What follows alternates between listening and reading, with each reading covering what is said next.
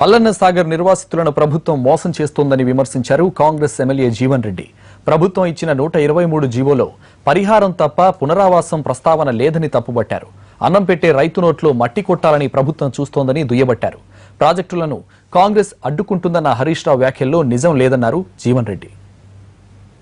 123 GO అని ఒక ప్రభుత్వ ఉత్తర్వును తెరమిది పట్టుకొచ్చి మేము 123 జీవో ద్వారా మేము మెరుగైన పరిహారం ఇస్తాం. What is 123 GO? 123 GO is only land procurement.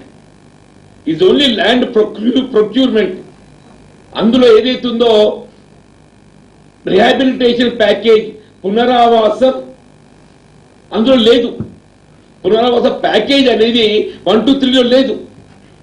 ఇవాళ మేమేదైతుందో మీరు భూసేకరణ చట్టం ద్వారా మీకు వచ్చే డబ్బు కూడా మేము ఎక్కువిస్తాం, మేము 5 లక్షలు ఇస్తున్నాం.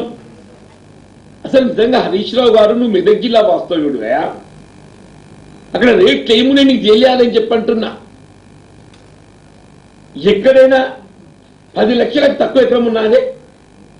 వీళ్ళ దాని పక్కనే వీళ్ళ ముఖ్యమంత్రి గారు 20,000 క్షేత్రం ఉందా?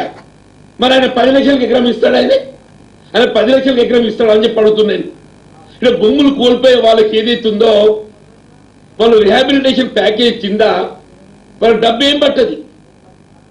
మీరు డబ్బులు ఇవ్వాల్సిన అవసరం లేదు. నీకున్న క్షేత్రం ఏదైతుందో ఒక 50 కుటుంబాలకు ఇచ్చి సెటిల్మెంట్